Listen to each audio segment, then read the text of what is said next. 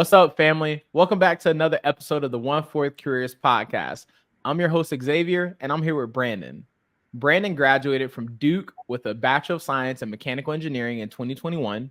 Now, Brandon works as a consultant at Accenture, a global consulting and technology company. Welcome to the pod, my brother. How you doing, man? I'm good. Thank you for having me on, man. I appreciate it. Yes, sir. I appreciate you coming out rocking with the show, my brother. Of course. How's everything treating you this summer? What you got going on?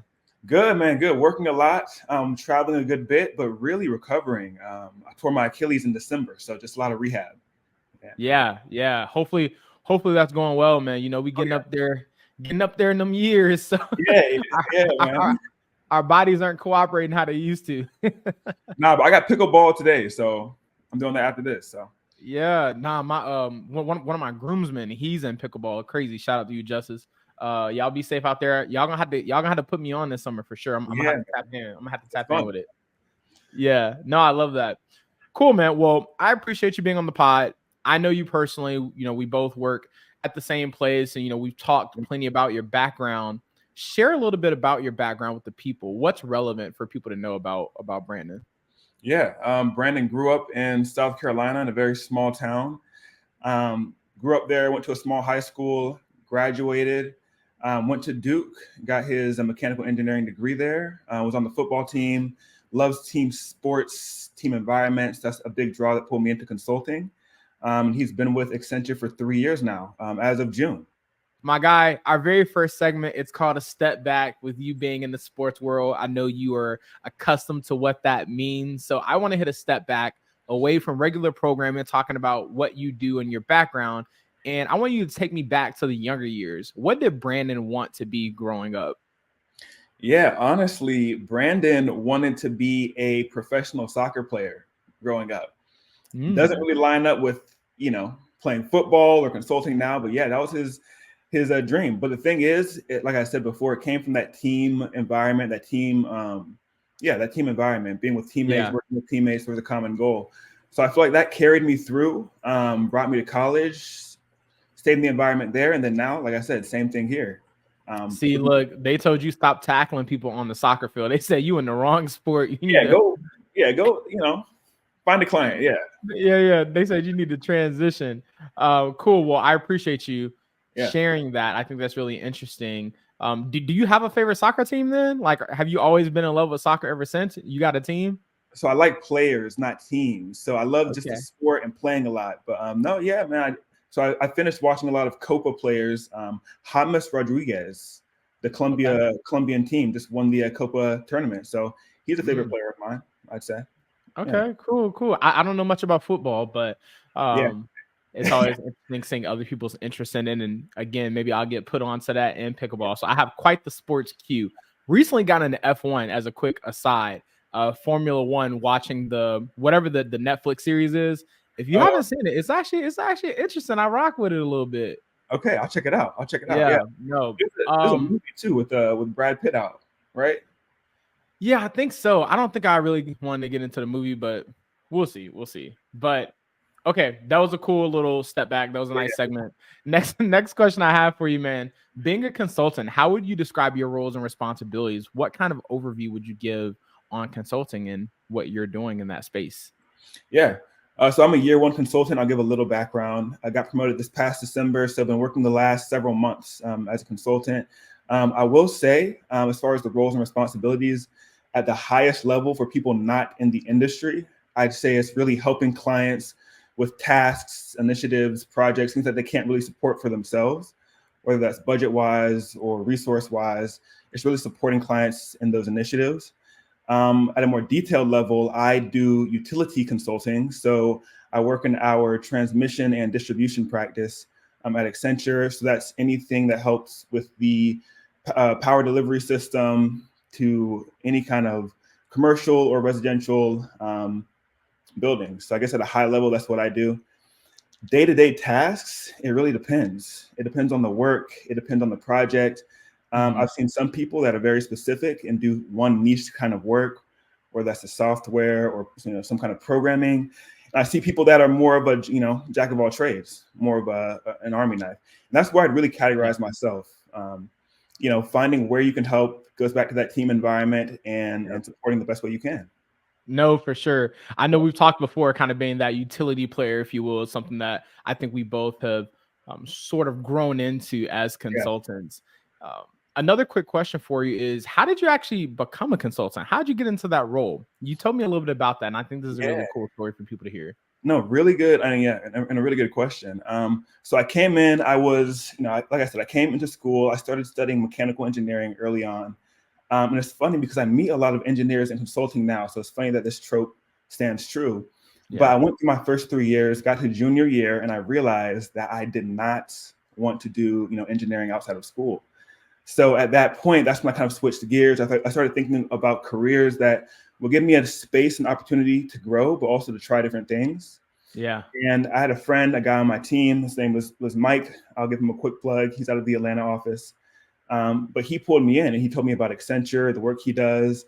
And I think the really cool thing about consulting that I really liked and brought me in was the fact that your first 2 years are really meant for you to explore, try different things, different kinds of work, different projects. So that's really what pulled me in and really why I kind of chose consulting early on.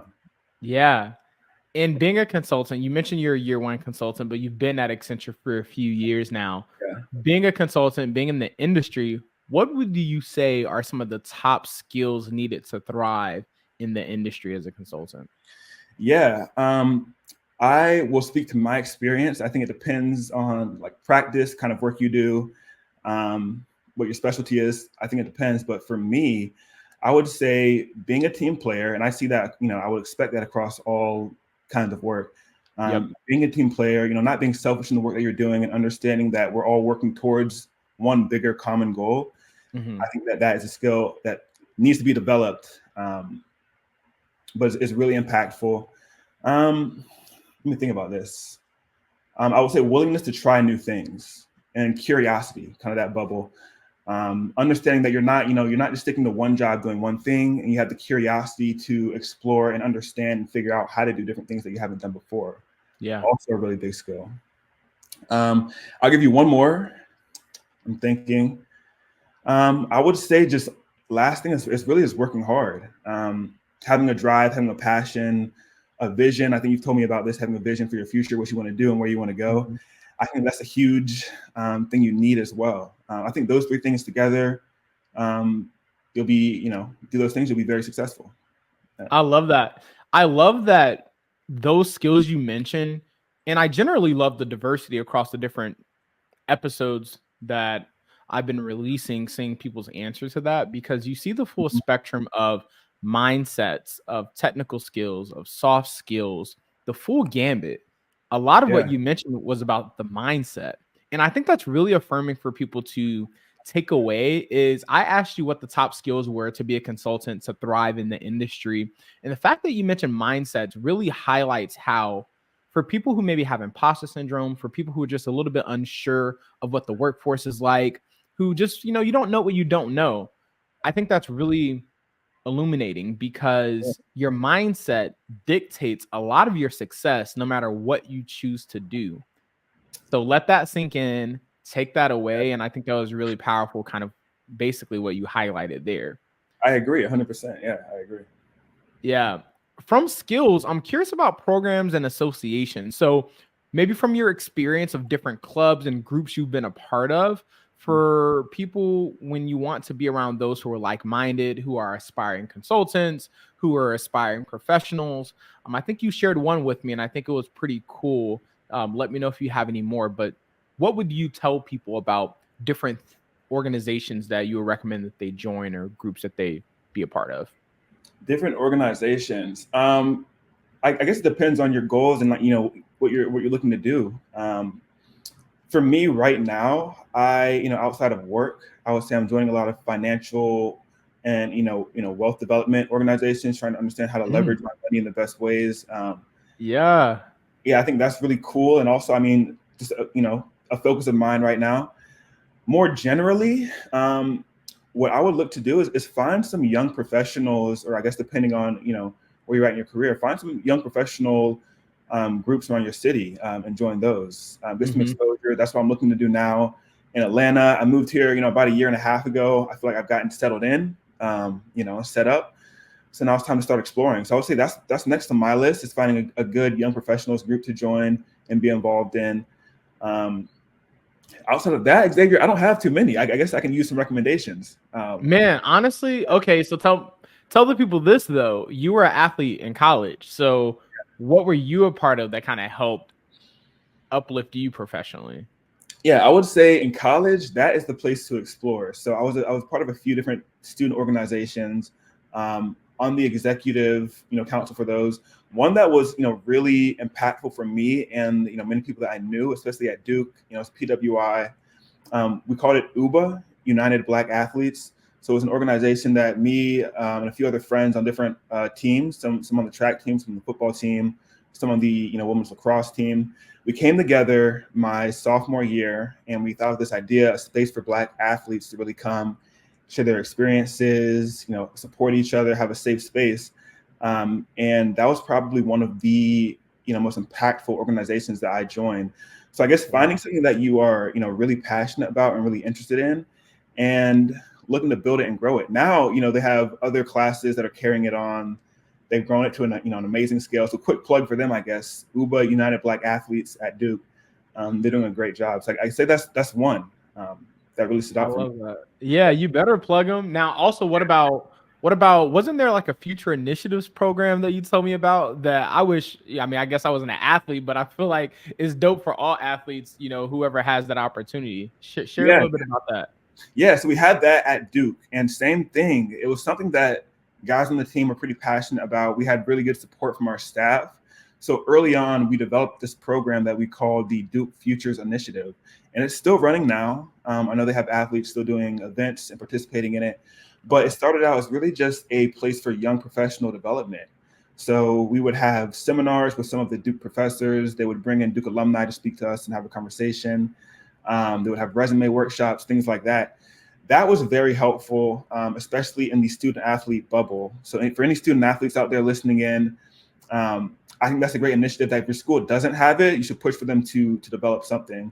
Because, I don't know what the exact percentage is, but not everybody goes on to play, and make millions and, support their life that way. So finding and learning the skills early on that you can leverage to build a good career for yourself and set yourself up for success is invaluable. So yeah, man. See, that's what I was digging for too, because I know that you've been a part of a lot. And after what you initially shared, you did go on to share some things that really highlight how, in a way, that you and so many other your peers at Duke were leaders. You were trendsetters. You were, paving the way and creating resources and spaces for people to come together. Black and brown folks like us, people who look like us, to come together as well. And really bettering the rest of campus and the rest of the student body who were in those particular groups. And I think it is really great to also talk to athletes as well. Athletes are some of the most driven people that you'll find when it comes to representing the workforce. And I think individuals having the opportunity to channel that drive, channel that diligent work ethic, and being aware of the professional opportunities ahead of them and how they can reach the same level of success and maybe even more than they have on the field in their respective sport. Yeah. I think that's really powerful. And I love that you're able to highlight that for anyone watching who are high school athletes, anyone who's an aspiring amateur athlete, whatever the case may be. Know that sports doesn't have to be your everything. If it is and you enjoy it, power to you. But also, hopefully, there aren't too many people who feel, without this sport, I am nothing, or I can't be anything, or I don't know how else I'll be able to provide. Because that's what this platform is for, is to highlight the opportunities that exist and also have people like yourself who can encourage and inspire others to know that they too can be successful, much like yourself, transitioning from being a high-performing athlete into being a high-performing professional. Absolutely. Yeah. You called it out perfectly. Yeah. And I'd say on that note, another quick plug for the student athletes, just really something that I wish I had done more of earlier on was, and this, I guess, not just for student athletes, but for everyone, and things that aren't purely academic. Be critical about what you're learning and the environments that you're learning them in. Because I didn't realize early on how many things in athletics translate really well to the work environment. The drive for one, but also just making quick decisions in a fast-paced environment, getting that practice and reps every day. Things like that really do transition. So I just want to call that out as well. Okay. I like that. See, so we're talking about maybe the diversity in audience members because we're in one way discussing topics that impact a lot of people or that relate to a lot of people. In another way, we are kind of honing in on those student athletes. So let's actually scale back out and take a step back and let's talk about the diversity of backgrounds that individuals have in consulting. So I'm sure there are athletes, you're a part of that population. What other backgrounds, maybe academically or whatever comes to mind, have you seen in the consulting space? Is it very cookie cutter? You have to be a business major, you have to be a finance major, or is it a little bit more than that?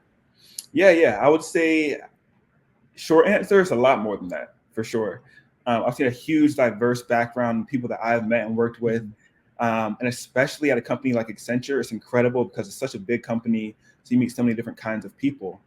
I think we've talked about this, but it's funny that so many engineers end up in consulting, and it pays tribute to, you have some very young hard workers who are academically driven, but don't really know, like me, where they wanted to go and what they wanted to do. So it's a good avenue for them. It's funny how that works out for so many of us.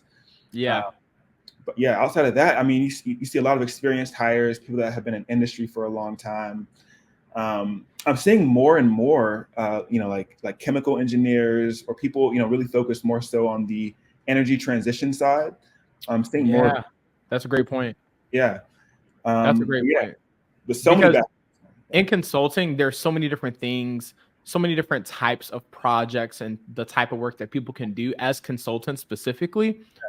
A variety of backgrounds is helpful for the business, Accenture and other consulting firms, to actually deliver on that work. Because let's say a chemical engineer, for example, will most likely have awareness to the energy industry, to oil and gas. So having that person have that oil and gas lens and have the consulting toolkit, that really drives a lot of value for our clients. Absolutely. Yeah. And I think that's really cool. Now, you did mention the size of Accenture. For those who don't know, Accenture is a small country, basically over 700,000 employees. So that was a little quick detail to highlight there. And that is something that is an asset.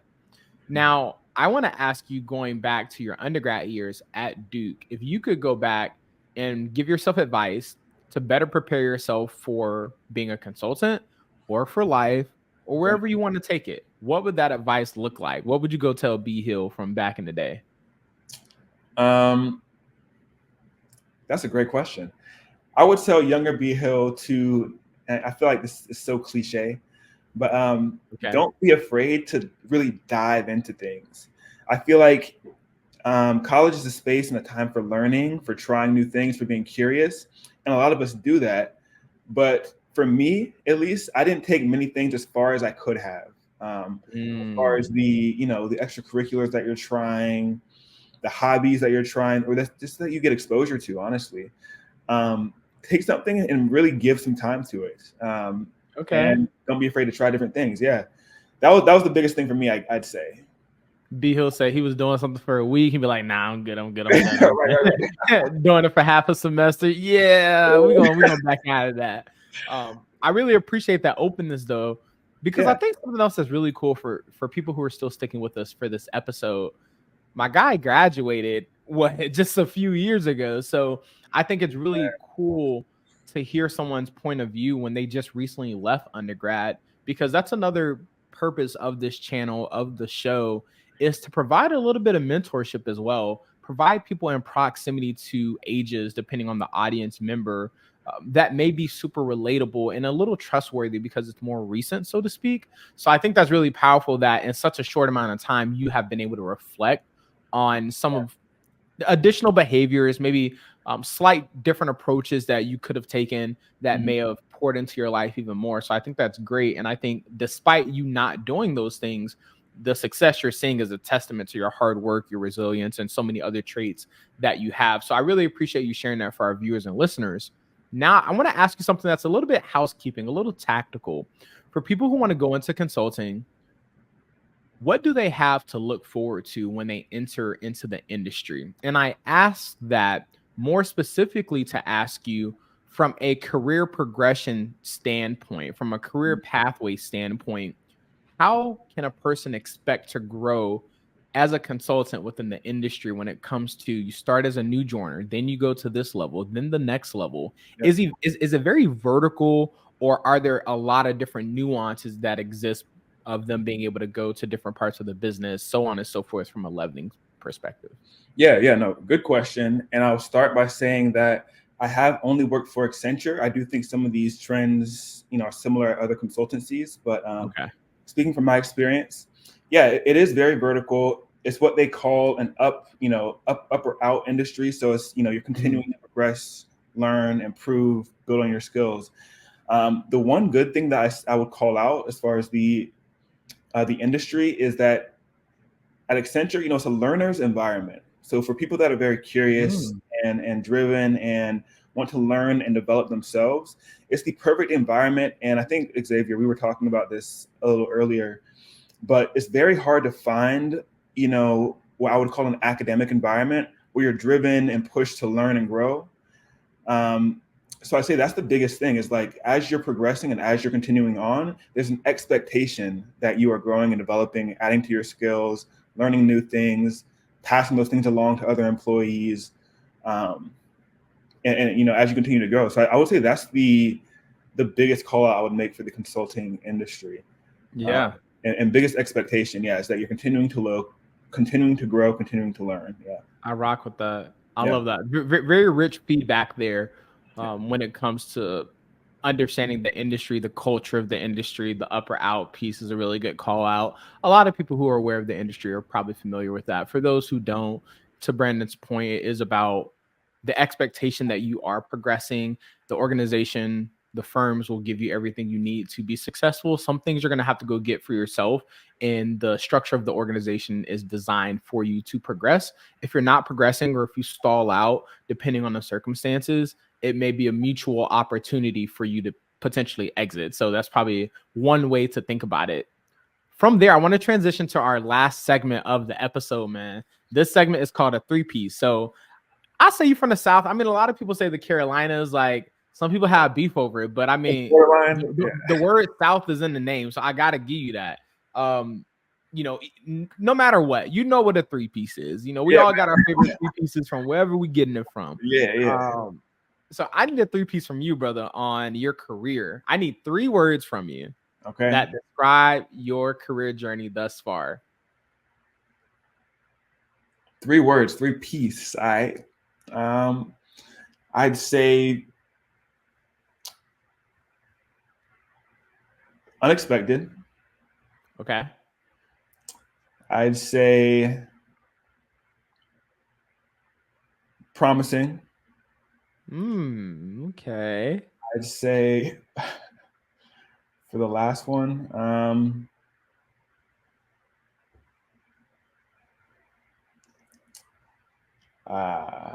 you catching me here. Last one. Yeah, I need that third one, brother. I'd say exciting. I'd say it's exciting. Unexpected, promising, exciting. Yeah. I like that. Yeah. I'll give us some background on those 3 next episode.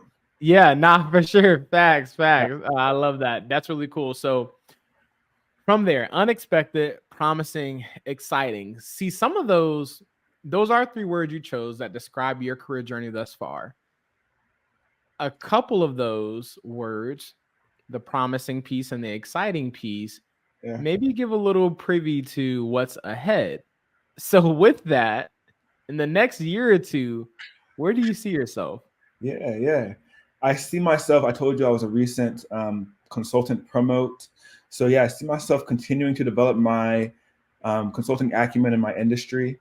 And I feel, I said exciting because I feel like I'm in a space right now, on a project right now, where I really have a good team around me and a good environment to do that. So I'm excited. Promising because I feel like the last 3 years have been really good. I built a good network. been on really good and interesting projects. So promising. I would love to be, at manager level, delivering the same kind of work I am now at a higher level. Yeah, would be the goal. So destined for management. This guy is on top of it. Yeah, man. An amazing person. I know he will make a better leader. Appreciate that insight on kind of what you have planning. I think that's really powerful for people who are interested in consulting, just to see, for a person who's been here for a few years, a recent consultant, promote what you have on the horizon. You have your eyes on that next promotion to manager. So that gives people a nice point of reference for those who are also interested in the industry. Well, man, it's been an amazing episode. Yeah. No better way to end than to ask you, giving you the mic, the floor, my brother. What do you want to leave with our viewers, our listeners? What kind of advice, tips, or anything that's on your heart, on your mind that you want to share? I would say two things: stay curious and stay ambitious. Two big themes in my life right now I'm leaning into. And I think for everybody, especially if you're younger, around mid-20s, around our age, finding something that you are passionate about. And if you're not there yet, being curious, and ready to try different and new things. Yeah, I like the combination of both of those words. Yeah. Being curious and ambitious. That's really striking, because for me, I've always been both, but both kind of carry you in different ways. And when they're combined together, that's a really nice recipe for progress. There are times where you're being curious, but you're not finding the answer, but you're ambitious. So that you're waiting on it. You're trying to find it, and you want to do big things, quote unquote, however you define that. And there are times where you're really curious and you're trying to figure out how you can scale. Sometimes you're trying to figure out, what does ambition look like with your interests? And I think both of those have a really nice relationship with how they kind of drive you forward. So I think those are pretty good ones. Thank you. Yeah. And exactly that. Yeah. It's a good recipe when they're mixed together. Yeah.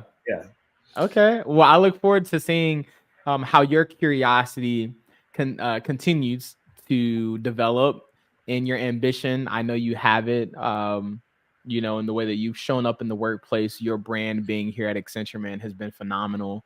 And I'm proud of you. So I want to give you your flowers for the amazing things that you're doing. And I appreciate you joining the show to pour into viewers and listeners from your background and experience. I think, what you represent, your background, your experience, where you're from, I think it means a lot to a lot of people. So I hope for everyone who tuned in, you were able to really take away some key gems that my guy B Hill dropped for you. So, brother, I appreciate you joining, man. This was an absolute pleasure. It was an honor to have you on, man. And I hope you enjoy the rest of the weekend and have an amazing week. Thank you, Xavier. Thank you for having me. I appreciate it. This is great. This is awesome. I love what you're doing. So yeah. Salute, brother. I appreciate you, man. We'll be in touch. All right, man. All right, peace. Yo, thank y'all so much for stopping by the episode. This is amazing. One of my guys at work, we've been locked in for a while. A lot of things that he shared, some things I didn't really know about his experiences. And that's why I do this. I love this, because I'm not here just to serve you all, but I'm also here to learn myself. We're all a family trying to make it together, trying to learn together, experiencing life together. And I hope that this episode dropped a lot of gems. I hope that there were some interesting pieces that you can relate to. And if you know someone else who can benefit from this episode, please share. As always, like, comment, subscribe, hit the notification button. More episodes on the way. I am here to serve, and I am here to learn. So I look forward to doing both of those things moving forward. Stay happy, stay blessed. Peace, family.